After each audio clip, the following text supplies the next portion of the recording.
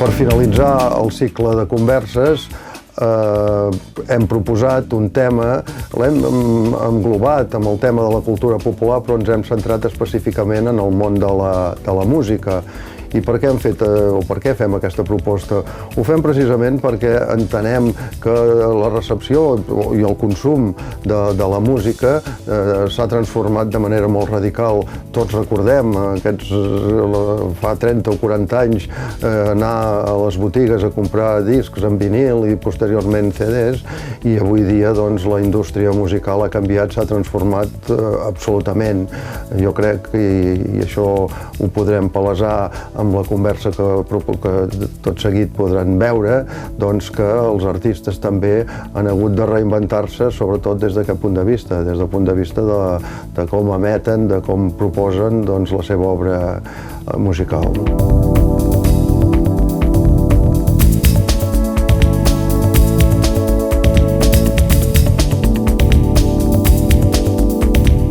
Avui ens trobem amb en Gerard Quintana, cantant i escriptor de pop i rock, nascut a Girona i conegut especialment per ser el líder de la banda musical Sopa de Cabra.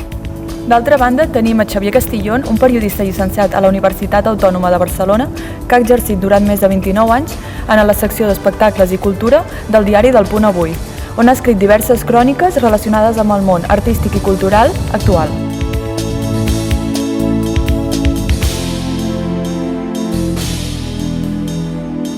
Jo només volia remarcar que aquest senyor, en essència, sobretot, per mi és un senyor molt treballador. És que les xifres, les dades ho deixa molt clar. Vull dir, en aquests 40 anys de trajectòria ha publicat, si no m'equivoco, amb Sopa, amb un altre projecte, Els Miralls de Dylan, que ara ha tornat a reactivar, i en solitari i tal, de l'ordre de 30 discos, que poca broma, és una mitjana molt important, més aquestes 3 novel·les que dèiem, més infinitud de projectes d'àmbit cultural, social, aquesta implicació social que ha tingut per ser un dels fundadors de l'Acadèmia Catalana de la Música, d'això parlarem perquè crec que és molt important aquesta voluntat d'ajuntar a un col·lectiu de vegades tan poc cohesionat com és el dels músics, per defensar uns drets que justament en aquest país, abans deia en Lluís, parlava una mica d'aquests, per dir-ho, que en aquestes trobades es parlava, en aquest cicle, s'ha parlat d'elements, diguem-ne, fonamentals de la nostra societat. Crec que justament la música de vegades necessitaria tenir més aquesta consideració social de la que realment té, sobretot el que se'n diu música popular, diguem així, en un sentit ampli, el rock i moltes altres músiques. Llavors, simplement, per començar, abans de començar, estàvem parlant aquí amb en Gerard que ell és sobretot, ell en essència, un aprenent etern, i només voldria apuntar que aquest bon home, doncs la seva formació més acadèmica no és la musical exactament. Ell, quan tenia la vostra edat o una mica més jove, va començar a estudiar periodisme i després va passar a l'Institut del Teatre de Barcelona. Per tant, és algú que ja es veu que té interès per la comunicació i també, òbviament, per la interpretació. En un moment donat no va agafar el camí, tot i que ha fet alguna pel·lícula i alguna incursió en el món més escènic, però evidentment la seva via interpretativa l'ha derivat només per la part de la música. En tot cas, jo crec que és això.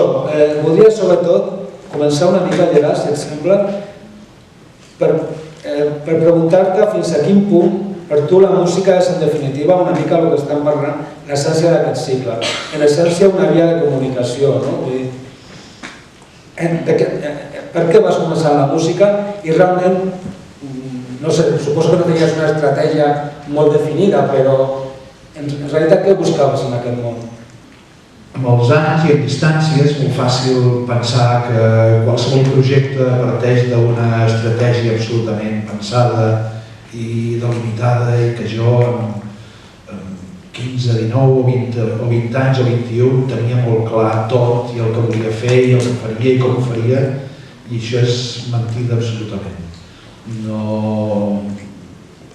No sé si tenia la mateixa confusió que podeu tenir vosaltres en un moment de tanta transformació, de tants de canvis, de tanta acceleració en aquesta realitat que es va modificant constantment, però sí, em sentia molts moments molt perdut. La música era una aliada perquè em va ajudar a superar la meva tartamudesa. Jo vaig passar una etapa en la que m'encallava i em quedava amb el cap, i evidentment després tenia això de 27, 10 o 12 anys i havia de defensar-me també de les burles, no? per aquest motiu. Aleshores em vaig adonar que tancat a la meva habitació amb els meus discos, cantant a sobre dels artistes que m'agradaven, amb aquelles carpetes dels vinils i totes les lletres, quan jo feia allò, jo era un més, no era queco, no era tartamut. Cada síl·laba tenia un espai en el compàs, tot m'ajudava a parlar més pausadament fins i tot, no? A temperar el meu cervell, que anava a 1000 per hora i volia dir 1000 coses a la vegada i no podia. Aleshores, la música d'alguna forma es va convertir en un refugi, en casa, igual que la literatura. Vaig tenir la sort de créixer damunt d'una llibreria que estava al carrer Argenteria, i ja no hi és, la llibreria Geli, que representava el meu oncle, Pere, i entre la botiga de llibres, la llibreria, i els seus 200.000 llibres en estoc que va arribar a tenir, i que a vegades, una vegada en veu baixa, em deia: si algun dia us queda tancat aquí dintre ho podrà entendre tot. No era un llibreter, era una persona que admirava el coneixement i admirava compartir-lo i tenir-lo tot dins d'aquell espai. I pel qui no creu en el destí, doncs just al davant de la llibreria hi havia l'única botiga de discos en aquell temps d'aquí del centre de Girona, que era Discos Coll. O sigui que era el meu trajecte de la llibreria a la botiga de discos. I a partir d'aquí jo crec que ja creo una fidelitat en aquest espai, no? Que per mi és un refugi per una persona introvertida, que li costa comunicar-se. Doncs bé, és un món en el qual pots viure coses que potser tu no ets capaç de viure, i a través d'aquelles cançons, a través d'aquells llibres, amb aquells personatges als quals jo podia donar vida llegint, sentia que se m'obria el món. Aquest és el punt de partida. És cert que jo decideixo anar a estudiar a la universitat. Abans parlava amb el Lluís, en aquell moment, aquí a Girona encara només es podien fer 2 o 3 cursos d'alguna carrera, però generalment anar a la universitat significava sortir de la ciutat, marxar de Girona. Bé, a casa volien que fos un home de seny i que tingués un títol, cosa que ells no havien pogut aconseguir, i em va saber greu decebre'ls al final perquè no ho vaig aconseguir, però sí que vaig dubtar si fer filologia, fer filosofia. M'agradava la paraula, el meu món era la paraula, ja em sentia segur, i finalment vaig fer periodisme. No ho vaig acabar. Després del segon any vaig pensar: estic fent COU per tercera vegada. COU era el curs d'orientació universitària que fèiem al final del batxillerat. I era com, què faig aquí, no? Un altre dels meus refugis, ja us dic, era la paraula, i per tant, als 13-14 anys, vaig començar a utilitzar aquella paraula en la que ja no m'encallava, temperada, primer a l'escola, al col·legi Joan Bruguera, fent l'obra de Nadal de l'últim any, em va tocar fer de rei blanc perquè era alt. I després, amb una companyia de teatre amateur, que es deia Teatre, que feien clàssics aquí, no? Per què us explico això? Perquè segurament allà vaig descobrir que els escenaris són plens de tímids, on hi ha molts de tímids. Gent que necessita, o que necessitaven, per exemple, un personatge per poder viure allò que no ens atrevíem a viure com a persones nosaltres, o la música per poder comunicar a un nivell més emocional, abstracte i poètic. Aleshores, doncs, bé, allà va començar una forma d'estar, una forma de ser, una forma d'estar en el món i sobretot una passió per la paraula. Jo vaig entrar a la música a través de la paraula. Escrivia també en un fanzine que teníem aquí, una casa que es va ocupar a darrere del carrer Nou del Teatre, que ens vam rodejar amb el carrer dels Torrats, i en aquell edifici on sobretot servia d'escenari perquè els grups locals tinguessin un espai per tocar, teníem també una revista de fotocòpies que es deia No hi ha crisi, el que hi ha és molt d'amor. Això era l'any 85. Ja havíem tastat la crisi dels 70, del petroli, la primera crisi dels 80, des amb el temps descobriríem que la vida és anar de crisi en crisi i cada crisi és una excusa del sistema per collar-nos una mica més. I a partir d'aquí doncs, va sorgir aquesta avinentesa d'un d'aquests grups que es formaven a Girona després del tancament de la casa ocupada, els resistents, els que van dir doncs seguirem somiant, seguirem fent el boig en aquesta vida, em van demanar lletres per unes cançons. Em van passar un casset, suposo que encara no queda tan lluny, una cinta magnètica gravada per un parell o tres de cançons i vaig anar al seu local amb una cançó que es deia El boig de la ciutat i una altra que es deia Era dolça, em sembla, i una altra Fes la maleta. I a partir d'aquí em vaig quedar ja amb ells i va començar doncs, una professió que ja l'any que ve farà 40 anys que dura i per la qual quan vaig començar ni em sentia especialment preparat, ni m'havia preparat per ella, ni ho havia potser somiat alguna vegada, però era molt lluny de la meva realitat. Recordo els meus professors a l'institut, al Vives, una vegada la meva primera professora de català, perquè no vam tenir català fins que vam anar al Vives, a l'institut en aquest cas, i em va dir m'ho hagués pensat de qualsevol de la classe menys de tu, que acabaries fent això, perquè jo més aviat era en aquell moment encara, amb 13 anys que vaig arribar a l'institut, soc de final d'any, per tant començava el curs encara amb un any menys, encara tenia molt d'aquell nen introvertit, d'aquell nen que acaba de no encallar-se parlant i venia d'una escola pública però que érem només nois. Vull dir que encara en aquells anys, això va ser fins als 79, 78, encara l'escola era només per nois i l'escola Beiximenis, que estava a uns 100 o 200 metres més enllà, era l'escola de les noies. De sobte d'arribar a una classe compartida i en un món diferent, doncs suposo que aquella professora devia dir no sé si en farem alguna cosa. Que visionària, Sí, exacte. Jo, clar, tu dius això i d'una manera força natural i tal, comencem aquí en aquella Girona de l'any 86, encara amb l'estima aquell de la Girona grisa una mica, sense els grans canvis que han vingut a posteriori.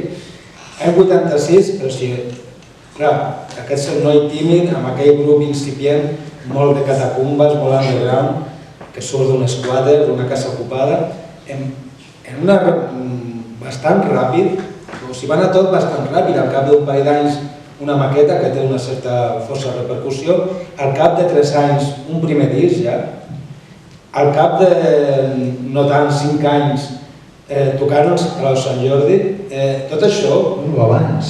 Del 86-91 estic parlant, però... Sí, però el 90 ja estàvem tocant, abans d'aquell Sant Jordi, estàvem tocant a l'Estadi Olímpic. Bueno, perdó, clar. A l'últim de la fila, la tirada, estàvem tocant al Sot del Migdia davant de 70.000 persones, amb la Montagó. I com s'assimila això? És una bona pregunta perquè per crear un context nosaltres l'únic referent que podíem tenir a nivell gironí, aquella Girona grisa. De fet, una de les cançons del grup d'en Josep anterior a la nostra, la que més ens agradava, es deia Girona ciutat gris,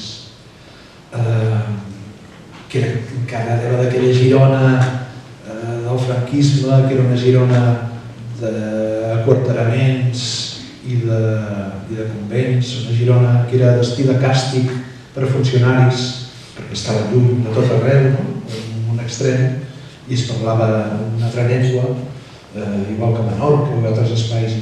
I en aquella Girona estaven passant coses, evidentment veníem, clar, no deixar, no feia tant la transició, que ens podia portar 3 dies de xerrada, perquè són moments supercomplexos, i del qual a vegades se'n parla superficialment, però sí que hi havia la sensació que es podien canviar moltes coses. Les nostres referències a nivell gironí eren un grup que hi havia hagut als 70s, que feien rock sinfònic, que es deien Attila, que havien tret 3 discos, i després el món de la cançó, i del grup de folk, 60-70s, la cançó, amb gent com Raimon, Lluís Llach, Quim La Serra, Ovidi Montllor, Mariel Marmonet, etc., amb un component de compromís polític enorme i moltes vegades passant per sobre del fet artístic, en el sentit que en aquells darrers anys de franquisme en els quals la política encara no era, diguéssim, fàcil, no es podia fer política d'una manera planera, hi havia molts partits prohibits, la majoria, diguéssim, no?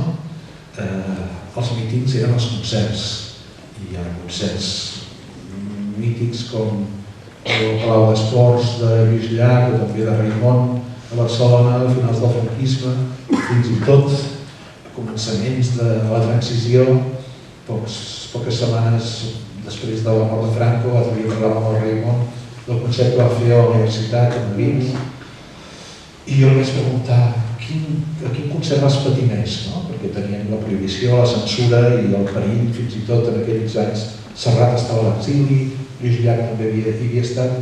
A quin concert vas patir més?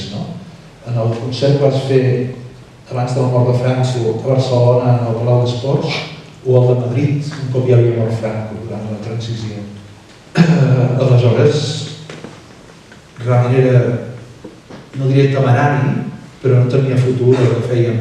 I el que més sentíem és això no va enlloc, o per què no ho feu en castellà? Perquè des de començaments dels 80s, a part que les discogràfiques havien anat a Madrid, la movida era la movida madrilenya. Allà va començar, per dir d'alguna manera, també amb la democràcia, amb el Partit Socialista, concretament amb l'alcalde de Madrid, Enrique Galván, la celebració de la democràcia amb els grans concerts en els espais públics a l'aire lliure gratuïts, cosa que encara arrosseguem una miqueta. Aleshores, era anar contracorrent, una mica fer el que fèiem. No tenia molt de futur i tenia molt de sentit, és cert. Ens vam ajuntar un mes de juny de 86, jo vaig anar allà amb aquell casset i aquelles lletres, i al cap de 2 mesos ja fèiem el primer concert a l'Estartit, en una sala, que es deia l'Enciam, de fet es deia Siam Mahan, que tots en deien l'Enciam, ara es diu Mariscal, estava a Mariscal. I en 2 mesos ja teníem un repertori, vull dir que amb cançons de cada un dels grups que s'havien desfet i dels músics que van formar part de Sopa, algunes que van fer noves, i al cap de 2 anys, el 88, vam fer una maqueta abans de separar-nos, perquè com que jo no anava enlloc, no teníem recorregut, ja havíem tocat diverses vegades els mateixos locals, si fèiem concerts pel Milicaca, que eren concerts que es feien en el sentit per la insubmissió i contra la mili. Per la Vall de Sant Daniel? Sí, per la Vall de Sant Daniel, però el dia següent fèiem un concert a la festa de Quintos. Vale. Sí, la qüestió era tocar on fos, era tocar, tant sí com no, de qualsevol manera. I un cop ja vam sentir que havíem fet aquest circuit, diverses vegades ja no aconseguíem sortir de Girona, no? Vam dir, bueno, aquí s'ha acabat el cicle, segurament, gravem una maqueta, tindrem un record on es hauria dels altres components que havien tingut altres grups, no havien gravat res, no teníem cap prova que havien format part d'una banda. Recordo que ens deia, així ho podem explicar als nostres nens, no? I ens direm, sí, és veritat. No? I bé, a partir d'aquí, aquella maqueta la vam deixar en alguns dels bars d'aquí del centre, del barri vell, del carrer dels Corrats, i va començar a córrer i vam fer un concert a Santa Coloma de Farners, al Palau d'Esports, al pavelló d'Esports d'allà, a la festa de la Ratafia, i ens vam trobar un pavelló ple de gent que se sabia les nostres cançons. Les havia après amb la maqueta, jo havia començat a córrer de la mà, era molt fàcil copiar cintes també, per les 900 que vam vendre, vam començar a reproduir, i en un moment vam dir, doncs ara no ens podem separar, això ha de continuar.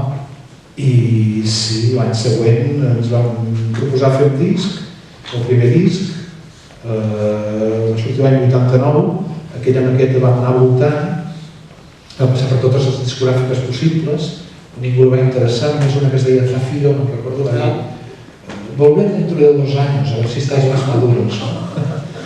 I finalment, doncs, una gent que tenien una discogràfica, perquè tenien una banda, una orquestra, que era la Salseta del Poble Sec, i feien molts concerts de festa major per Girona, se'n van adonar que estaven omplint espais fora de lo normal i es van interessar en muntar un concert aquí a la Devesa, a una discoteca que es deia Piscis, a la part exterior hi havia una pista, no? Sembla que ja no existeix això, i ho van petar, va haver-hi avalanxes i la gent es va colar saltant per totes les portes, i el Salvador de Salseta, el cantant d'aquella banda, i amo de la seva discogràfica, que utilitzava per treure els seus propis discos, va dir, hòstia, això, hem de fer alguna cosa, i vam treure el primer disc. Immediatament recordo aquell primer disc, intento ser molt breu i anar ràpid, però és significatiu. Aquell primer disc que vam anar a presentar això l'any 89 a Barcelona, a la sala KGB. Vam anar a un programa de ràdio, als matins de Catalunya Ràdio, al matí de Josep Cuní. El Josep Cuní era el presentador en aquell moment del programa. I recordo el moment aquell en què ens estaven entrevistant i en aquell mateix moment estaven tancats els cantautors a la Conselleria de Cultura. I jo ja vaig ser conscient, ens entrevistaven per tot Catalunya, que hi havia uns cantautors que estaven tancats a la Conselleria de Cultura, des del Raimon, tota la penya en aquell moment, queixant-se del maltracte que rebien de la Corporació Catalana de Mitjans Audiovisuals, on s'ha de dir que Ovidi Montllor no va actuar mai a TV3, per exemple, va morir sense haver sortit als mitjans públics catalans, tocant en directe. Aquella generació de músics que havien fins i tot deixat la música a vegades com a prioritat per dedicar-se a un compromís social i polític, per fer avançar, per fer caure la dictadura, per fer arribar a uns temps millors, preparant-nos per aquella democràcia que ens prometia tant, i de sobte aquesta gent eren plantejades i nosaltres érem una mica l'excusa de dir no, sí que apoyem la música, però ara la gent era una altra cosa. I ràpidament, doncs això, 89, 90, com us deia, vam començar a actuar en grans espais. Recordo que en Quimi Portet, guitarrista de l'últim de la fila, estava organitzant un concert a l'Estadi Olímpic per Greenpeace i algunes entitats ecologistes, ells i Tina Turner, i el Quimi Portet va dir falta un grup d'aquí, un grup que canti en català, i ens van convidar a cantar. I ja va començar una mica a disparar-se tot d'una manera que mai ens hauríem imaginat amb aquella velocitat. Crec que ja va ser el 89, no, el 90 els companys van començar a deixar les feines que tenien. Jo estava estudiant a l'Institut del Teatre, un curs preciós, en el qual hi havia companys amb l'Ariadna Gil, el Jordi Mollà, l'Estela de Teatre i molta altra gent. No van entendre que plegués, o sigui, si estàs a punt d'acabar, però el Jaume Melendres, un dels professors, em va dir has faltat ja has fet 4 faltes o 5, has perdut el dret d'examen. I vaig decidir que havia de fer.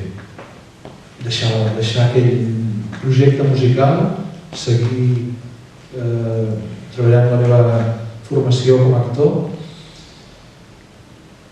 i em vaig deixar anar. I vaig deixar que la música m'atrapés i em portés i fins aquí. Però sí que és cert que tot va ser molt ràpid i difícil de digerir. Tot passava tan de pressa que crec que van passar anys fins que ens vam adonar del que ens havia passat. No teníem temps per res. Estàvem en una roda en aquell temps de... La roda. La roda és així va dir el segon disc del 90, perquè era aquesta la sensació, no? Gravació, presentació de disco, gira, fèiem 90 concerts així en aquells anys cada any, no? Preparant noves cançons perquè l'any següent tornàvem a gravar, tornàvem i així cada any. No era impossible pensar en res i segurament el temps el passàvem majoritàriament la nostra família no la banda, perquè amb qui passàvem més temps. Una furgo, tots allà a furgoneta, sí.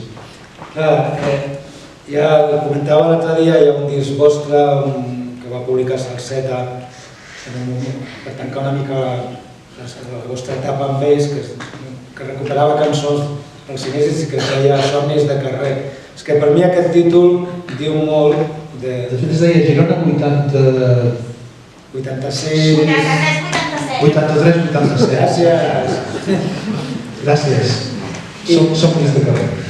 Justament és que Somnis de carrer és un concepte molt aplicable a tants i tants grups que hi ha hagut en el món mundial dedicats a rock and roll i altres coses semblants i que grups que després d'aquests somnis s'han xocat contra la punyetera realitat o s'han desfet o jo què sé. Vosaltres vau realitzar aquests somnis, heu tingut una carrera molt llarga com sus más i sus menos. Jo crec que sempre penso, quan penso en Sopa, que heu passat per tot, pràcticament, el que pot passar un grup de rock, o un col·lectiu de músics. I el que vull dir és que al final, que heu, literalment per totes les etapes, heu estat en petites companyies, en grans companyies multinacionals, heu tingut, lamentablement, baixes, heu tingut tot. No sé, al final, aquests somnis s'han complert bastant per això.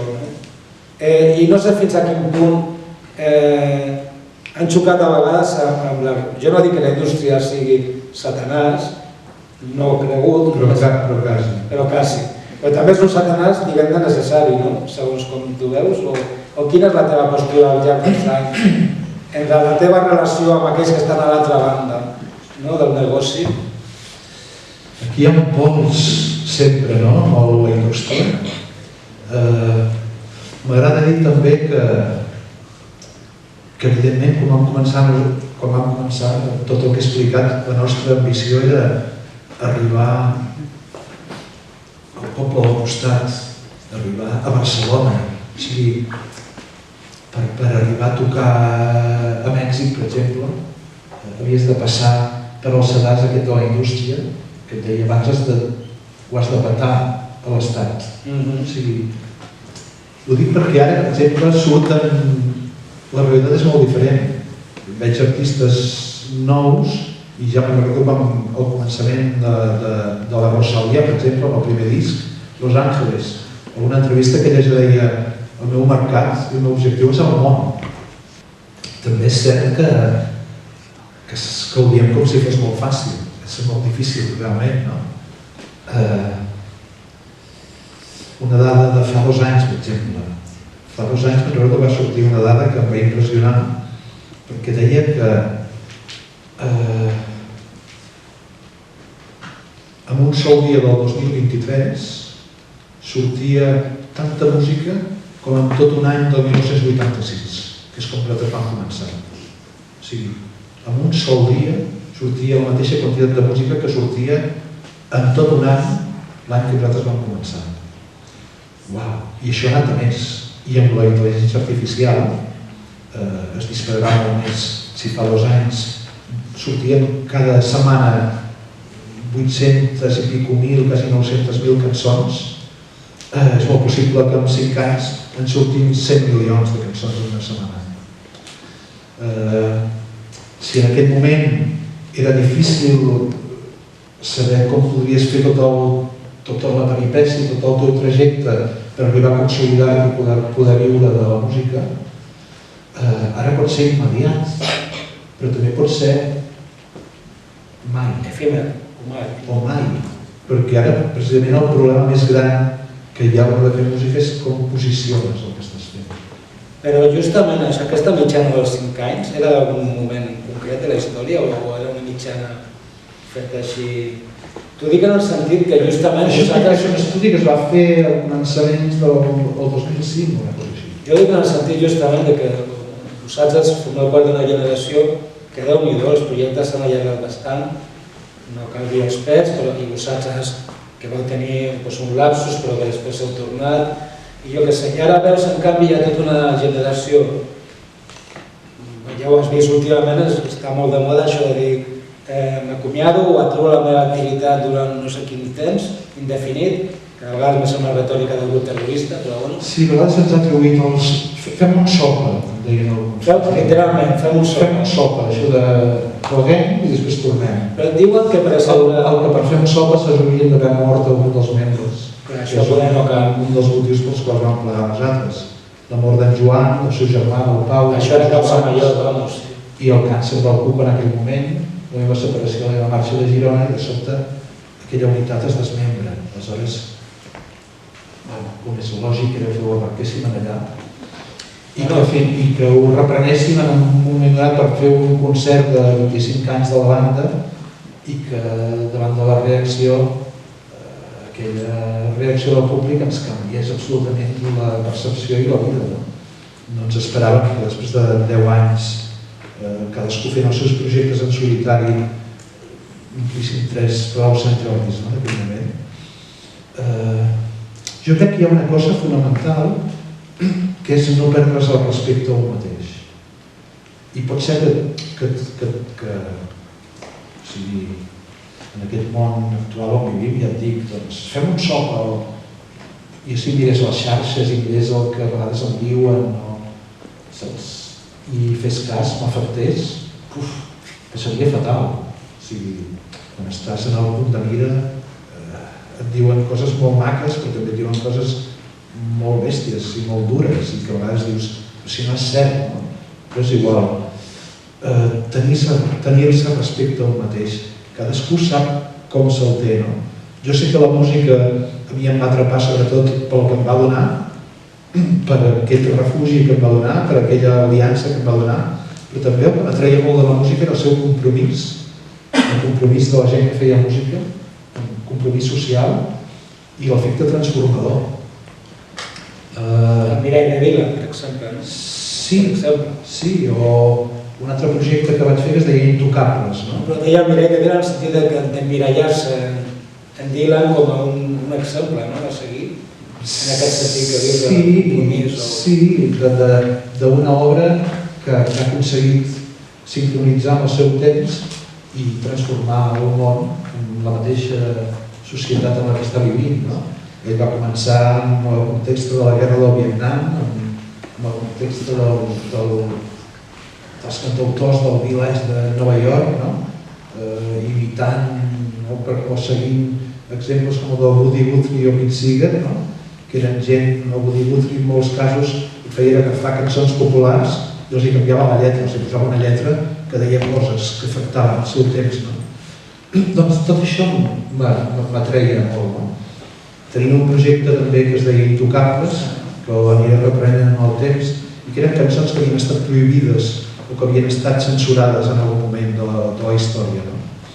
I allà trobàvem des del Serge Gainsbourg, un músic francès que se li ha hagut fer una versió de l'himne francès, de la Marsellesa, però no només és l'himne francès, sinó que és l'himne de la revolució i dels nous temps a partir del moment donat, d'aquella Europa democràtica que encara d'alguna forma sense complir-ho però segueix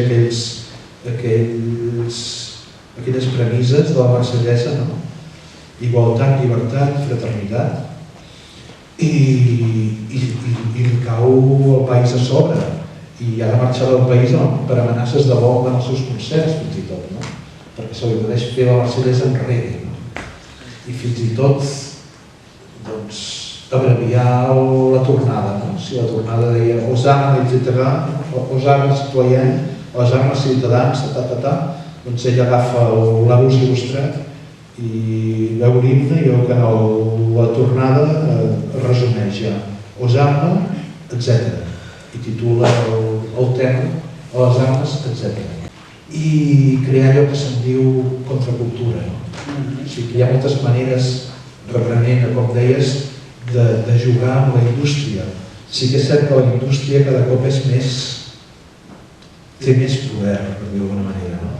Curiosament, en un moment en què semblava que tots teníem aquest aparell i que podem accedir a qualsevol cosa que existeixi al món, puc escoltar música del Pakistà, costat Fateh, Rat Fateh, Alicant, el que vulgui, puc escoltar música armènia, Jovan Gasparia, puc escoltar i acabem escoltant tots més el mateix que mai.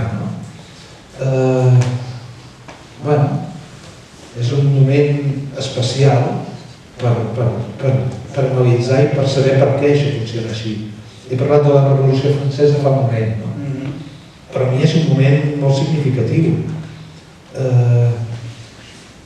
La Revolució Francesa, a part de treure el cap al rei, tot i que, com deia aquell savi, cada revolució és la llavor de la propera tirania, perquè al cap de 4 o 5 anys van tallar el cap al rei i tenien un emperador, Napoleó. Però en aquell instant, una de les coses que fa la revolució, que vol donar el poder al poble, és crear le droit de l'auteur, el dret d'autor. Aquella cosa que està una mica mal vista en els nostres últims anys. I això es crea, el dret de l'autor, perquè la feina de l'autor, del músic en aquest cas, pugui revertir en el poble, l'interès general, popular. Fins a aquell moment el músic estava en mans dels mecenes, els nobles, la reialesa, l'església, i d'alguna forma marcaven uns límits en el que es podia dir i com es podia fer. Bé, el dret d'autor, la Revolució Francesa, amb aquell fet, el que intentava és alliberar els creadors del dictat del poder. I curiosament, si miro cap aquí, m'adono que estem tornant a tancar el cercle, que la música cada vegada està més en mans del poder, de les marques. Movistar, Arena, Banco Santander. Banco Santander, per comprar les entrades de la Rosalía, a la preventa havies de tenir un compte en el Banco de Santander. El Gobierno de España presenta l'anunci d'AENA, dels Estopa i l'Albert Pla, grans amics, que dic, uau, o sigui, com d'alguna forma aquella revolució que allibera l'art i allibera el creador del dictat del poder perquè pugui ser transformador, ara ens trobem que no pot ser una altra vegada, perquè segons què digui l'artista, segons que no compregui, no trobarà l'espai ni per actuar en aquests espais. Els festivals també són festivals esponsoritzats amb uns mecenes, també amb un sponsor, i a vegades toques a Cap Roig i toques amb l'estrella de la Caixa. Canvien els poders, però sempre hi ha el poder allà fàctic. Per això vull dir que en aquest pols és interessant, em deies, entre la indústria, però va més enllà de la indústria. Aleshores, ara sí que estem en un moment de grans masses en el qual precisament estan desapareixent els petits espais, els espais mitjans, on abans es covien i creixien els projectes, on es creava aquella complicitat amb un públic que accedia al músic i a l'artista amb molta proximitat que hi havia a tocar, i de sobte tot s'està blindant en aquella distància, en espais multitudinaris, en els quals precisament també el fet musical cada cop és més, no diré anecdòtic, però sí que el que és important, perquè a més omple grans espais i per tant si hi ha anat a grans espais i a veure un concert, i vaig deixar de d'anar fa molts anys, perquè em semblava absurd veure el concert des d'una pantalla en directe, no? I m'agradava veure el concert d'una forma propera, no? Encara ara m'agrada anar a un concert, més que un festival, m'agrada anar a un concert on toca aquell artista que m'agrada i el puc veure una hora i mitja o 2 hores o l'hora que tal, no 45 minuts a través d'una pantalla perquè hi ha 40.000 persones i no ho veig. Aleshores, bueno, és curiós el moment que vivim en aquest sentit, sobretot per això, per com estem tancant un cercle, no?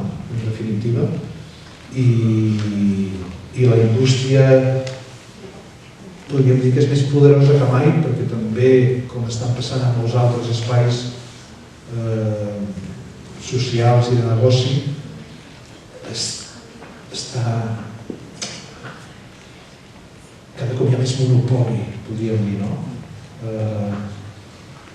Les discogràfiques eren moltes, per exemple, i hem dit, estaven a Barcelona, després van anar a Madrid, després de Madrid van anar a Miami, per deixar de ser moltes. De sobte són 3, com passa amb els bancs, no?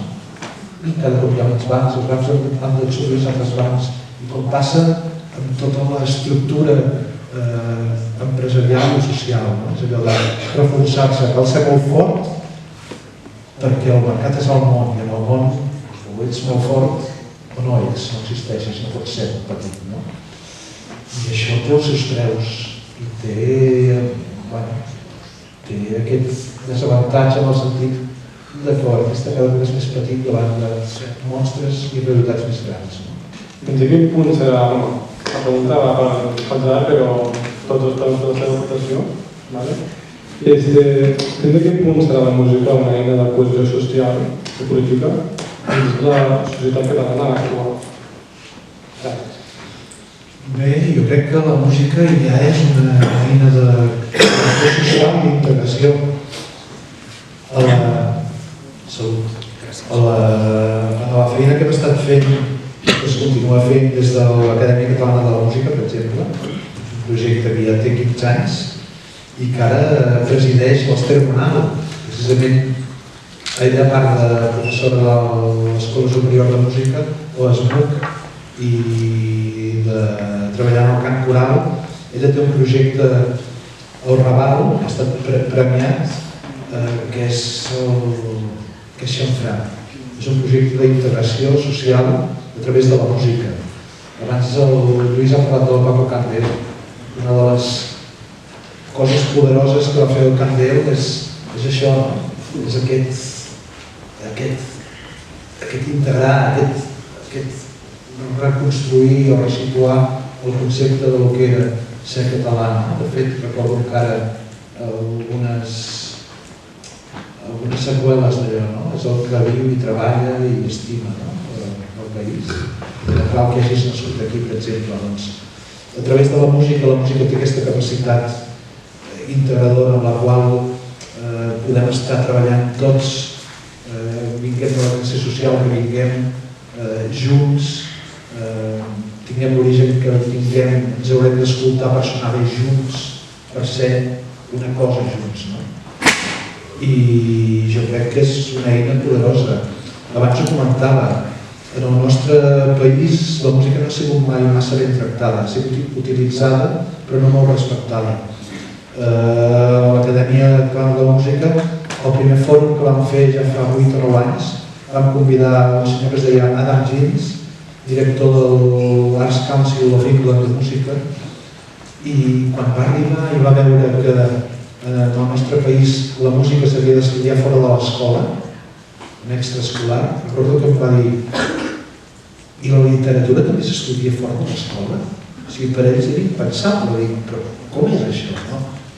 El 2012 a Suïssa, a partir d'una iniciativa de llei popular, o sigui, que un munt de gent va presentar una proposta al Parlament basada en un munt d'estudis científics.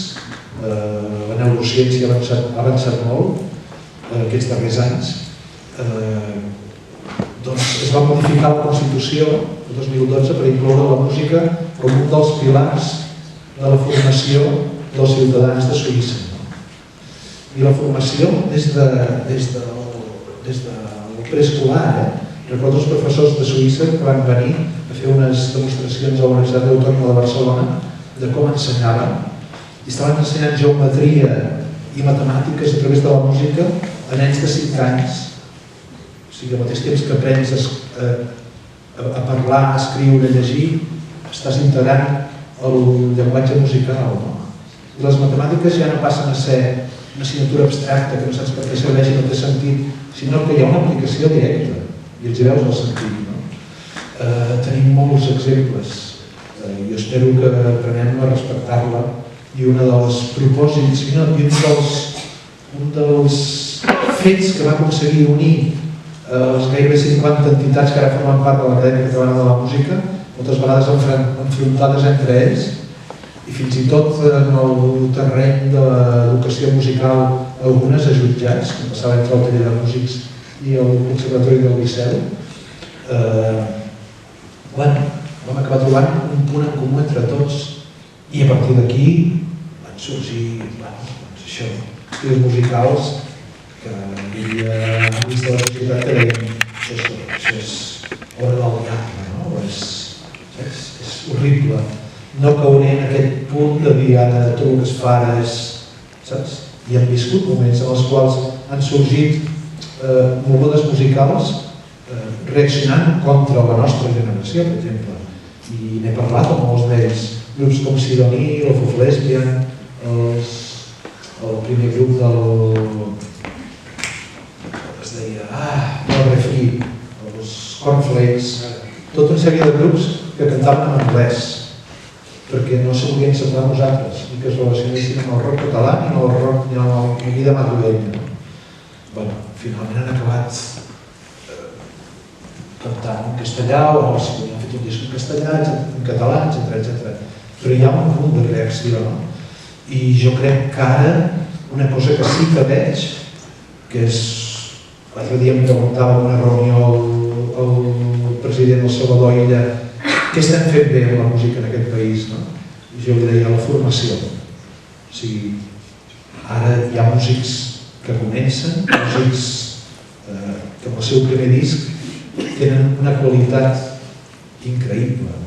Recordo fa pocs anys d'estar a l'ESMUC i recordo que era el Festival del Grec, venia el Cremes Quartet, un quartet de clàssica, segurament el més prestigiós que hi ha a tot el món, i feien unes jornades a l'ESMUC i a la seva actuació al Teatre Grec actuaven, utilitzaven alguns dels estudiants de l'ESMUC, i ells mateixos deien que el nivell era increïble. I el model de formació no et forma només amb la clàssica, sinó et forma d'una manera molt transversal i eclèctica amb tot l'espectre musical, des de la música tradicional, el jazz, la clàssica i músiques modernes. Per tant, hi ha una gent molt ben preparada en un món més difícil, com deia abans, en el qual posicionar el que fas és molt difícil. Ves també artistes que tenen una voluntat de llarg recorregut en el món de la clàssica, del jazz o les músiques més populars, gent com la Clara Peia, el Marco Mezquida, la Rita Pallés, la Sílvia Pérez, etc., que seran molt grans però que no tenen pressa, que van a una velocitat. Veig altres que estan més en mans del fet industrial i que tenen més pressa. Veig també en molts casos que els escenaris es buiden de músics i la música és pregravada, segurament perquè el show, l'espectacle està passant per davant del concert, i també les grans multituds fan que el show i l'espectacle passin per davant del concert. Aleshores, bé, jo crec que és un moment que no s'eternitzarà, sinó que hi haurà una altra vegada una acció-reacció, un altre sentit, noves generacions, i observo, bé, amb voracitat, com hem dit al començament, jo soc un aprenent i vull ser un aprenent fins a l'últim dia, per tant, tot el que hi ha aquí no m'ho acabaré mai, em sembla genial. I em sembla genial que una banda com Moques Grasses, amb músics formats, especialment a l'Escola Superior de Música, puguin ara estar fent una cosa que semblava increïble, impensable per un grup de música en català com és fer 4 estadis olímpics, o com va passar en el seu moment quan nosaltres vam fer els 3 Palaus Sant Jordis, que a més ho havia fet Serrat i Sabina i 2 artistes més, i també era una cosa positiva. El que hem d'aprendre a pensar de vegades és que quan algú li va bé, ens va bé a tots. Molt sovint pensem el contrari, no? Que quan a aquell li va bé és perquè, hòstia, quina enveja, o perquè a mi no. No, si algun artista de casa nostra, i ara n'hi ha molts, he parlat dels Oques i la Rosalia, però n'hi ha molts més, els hi va bé i arriben arreu i els Sons Lesbian, després dels 10 primers anys duríssims, cantant en anglès que ningú se'ls escoltava, ara en porten un munt més i són un dels grups més apreciats a Mèxic, per exemple, que venen d'aquí, ho hem de celebrar, o sigui, és genial demostrar que des d'aquí es pot arribar a tot arreu. Bé, doncs, mateix. Bon dia, Gerard i Xavier. La meva pregunta en aquest cas va dirigida a en Gerard i m'agradaria preguntar-li sobre que fa aproximadament 30 anys Sopa de Cabra va anunciar que trauria un disc en castellà i es va generar molta controvèrsia al respecte. M'agradaria saber com vau viure aquell moment i què creu que passaria si actualment algun grup actual de música catalana fes aquest anunci avui dia. Moltes gràcies. Com us hem dit, farem 40 anys aquest any que ve. De fet, els Besots en Gusto fan 40 anys. Els Pets fan 40 anys aquest mes de desembre, tot i que porten 2 anys celebrant. Sí. Però fan 40 anys aquest desembre. I una de les coses que hem fet per aquest aniversari és un documental, que crec que sortirà el mes de maig, on una bona part del documental presenta i d'alguna forma exposa aquest moment, no? En el qual ja ho veureu. Hi havia, recordo que en un sol mes d'aquell 1991 intentàvem fer una mica de recopilació d'articles de diari, de les coses que sortien, i segurament del 88 al 91 tenim una carpeta grossa. I en un mes del 91 vam fer més carpeta que en aquells 3 anys anteriors. Vam acumular articles de la Pilar Rahola que ens deia o són espanyolistes, o són passateros, o són tòpicos. I article de l'Aleix Vidal Clares, fundador de Vox en el País, un article que deia Sopa de Cabra. I d'alguna forma ens utilitzava també per mostrar la intolerància d'un públic que no acceptava la llibertat de l'artista, etc.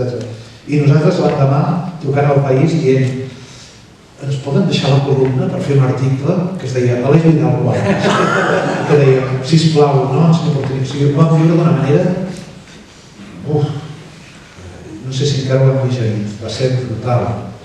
I també va ser un dalt a baix enorme, un altre d'aquests moments en els quals, si ens ho vam deixar un temps per la mort d'algun dels membres nostres i pel càncer d'un altre i per una sèrie de fets que a vegades s'han frivolitzat, potser perquè era un temps en els quals no hi havia xarxes socials i no es compartia les misèries.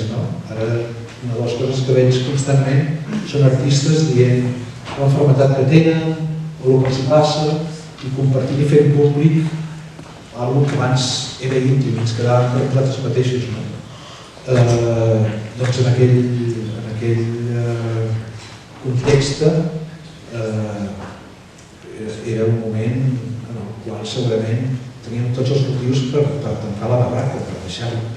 Vam estar 4 anys fent una travessia del desert increïble fins que vam reprendre el contacte amb el públic. Vam estar 3 anys i mig llargs vetats en els mitjans públics catalans. I és així.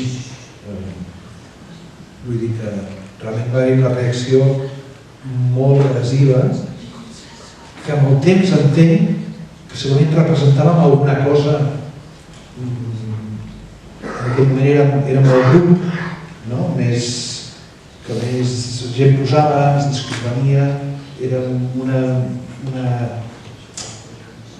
una moguda que havia arrencat de comarques, uns des d'Osona, els altres des de Tarragona, els altres des de l'Empordà, els altres des d'aquí, els altres des del Vendrell, etc. Molt connectant a la gent, en un moment preolímpic. Hi ha algú que està resant tota l'estona. Resarem després de peu alta. Doncs en un moment preolímpic, el 92, tot el món ens estaria mirant, no? Hi havia un auge del nacionalisme també. Segurament nosaltres teníem una mirada molt centrada en la música.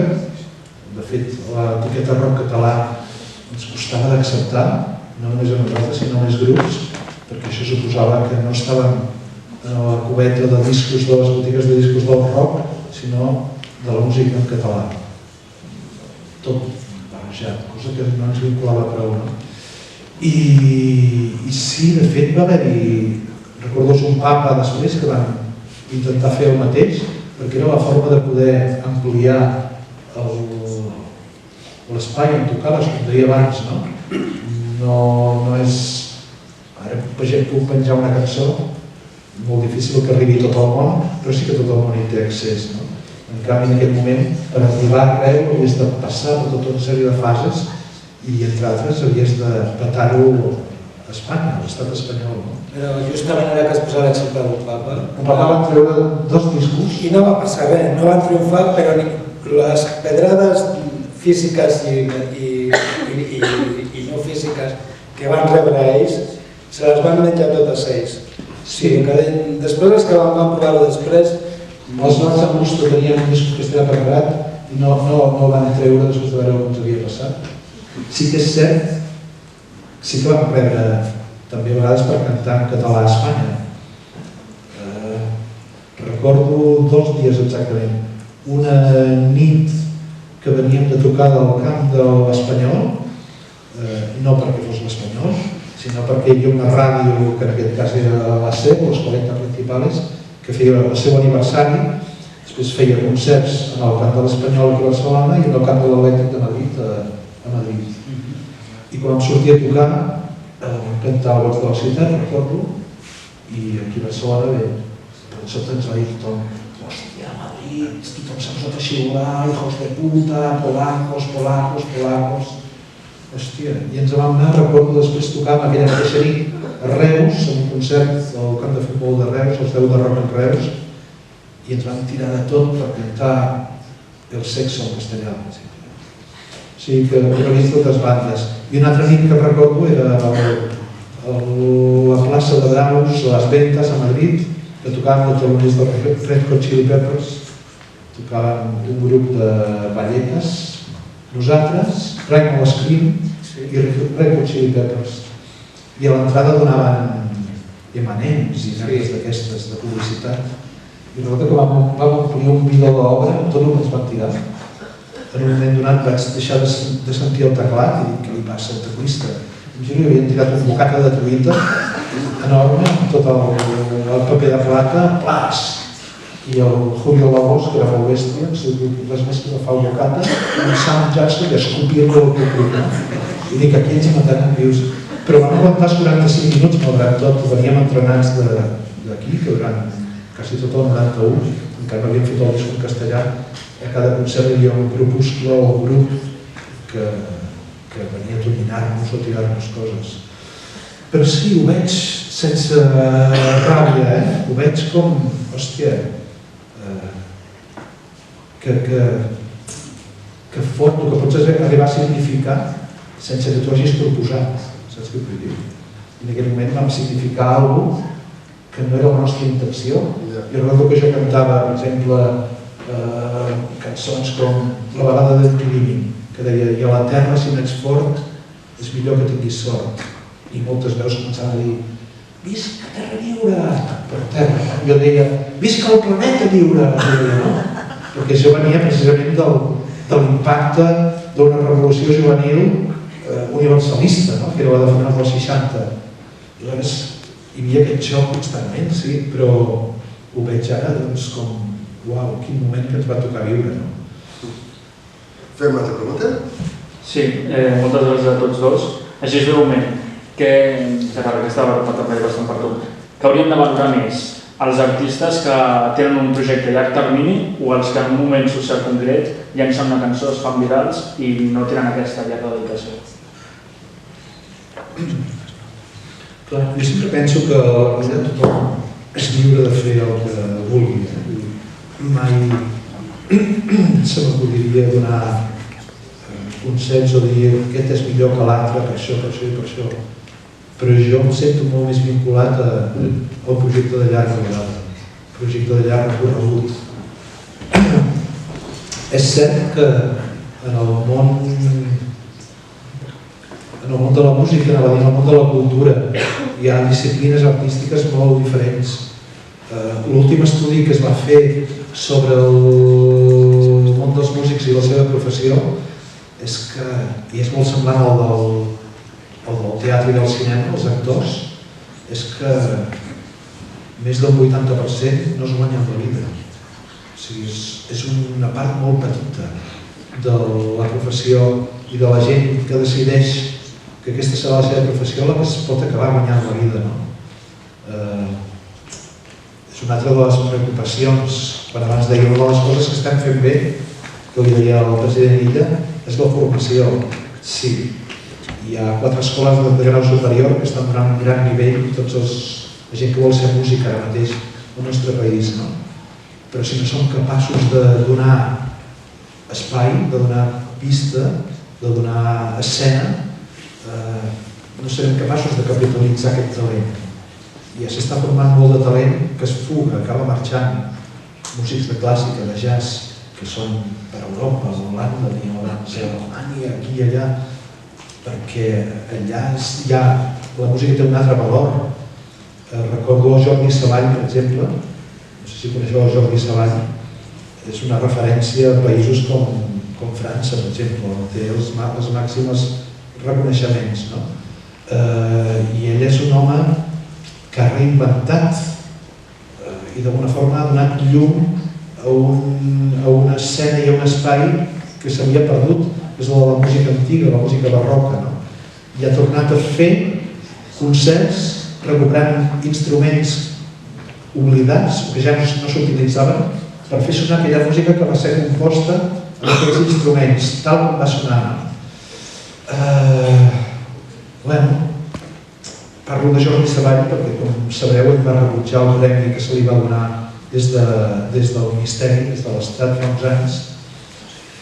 I ell m'explicava que ho va fer perquè ell havia intentat crear un centre referencial, una entitat referencial a nivell internacional de música antiga a l'estat espanyol, amb tota la gent que s'hi dedicava, i el recolzament va ser zero.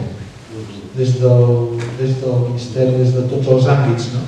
Es deia, com he de jo recollir un reconeixement d'algú que nega la música que fem, que nega la cultura en aquest sentit. Vull dir que jo crec que un verdader artista és el que té una mirada de llarg recorregut. I no ho dic perquè jo ho posi aquí damunt la taula i digués així, sinó perquè el que té una mirada de curt recorregut potser tindrà una sort o tindrà un gran èxit i el més probable és que faci molts diners i aquells diners els acabi invertint en una altra cosa, com està passant en molts àmbits, amb músics que curiosament segurament fa 50 anys haguessin invertit la seva fortuna en fer més música, en crear segells musicals, en produir altres bandes, en fer més rica l'escena, i que ara l'estan dedicant a comprar pisos i entrar en el mercat immobiliari, el món de la inversió i l'especulació. Són mirades diferents. Jo recordo aquell moment en el que Jim Morrison dels Doors s'enfronta als seus companys perquè en un viatge que ha fet ell han cedit una de les cançons, Light My Fire, que no era ni seva, que del guitarrista, del guitarrista de la banda, per un anunci publicitari. I per ell va ser com si l'haguessin traït, l'haguessin clavat una punyalada per darrere, perquè per ell allò era tan sagrat i tan important que no es podia utilitzar per enredar el seu públic perquè complin una cosa. El públic li has de tenir respecte, pensava, no aprofitar que tu li agrades a aquell públic o la fama que tens per vendre-li una hamburguesa del McDonald's, com va passar amb l'Aitana. Després va descobrir que era vegana, que no menjava en carn. I dius, hòstia, però això te diu molt de com no me l'estic carregant. Ho poso com a exemple de diferència de paradigma. Aleshores, sí, també recordo el moment que se'm van caure els ous a terra, parlant en plata, quan de sobte vaig veure un anunci a la tele de Volkswagen Golf amb la cançó del Lennon que deia God, Déu és un concepte, God is a concept, i començava a parlar de tot el que ja no creia en Ai Chi, no creia en Elvis, no creia en Tyler, només creia en la seva companya i en ell. I de sobte, un cop ja mort, assassinat, algú que tenia els drets d'aquella cançó utilitza aquella cançó per vendre't un Golf GTI. T'agrada conduir? Hòstia, m'ha pres el cap, què està passant? Ja ho he començat a assimilar i a pensar que la realitat no és la que em desitjaria. Però sí que em produeix una mica de curtcircuit per al motiu o per l'esperit pel qual jo vaig entrar a la música. Però tu, Gerard, ens has explicat tot el teu recorregut en 40 anys de tot el que has anat fent. Realment el món de l'art no està mimat a la nostra terra, en absolut, i ens reboten. Però molt bé, ho has explicat pedagògicament, que tots ho poden haver entès fantàsticament bé.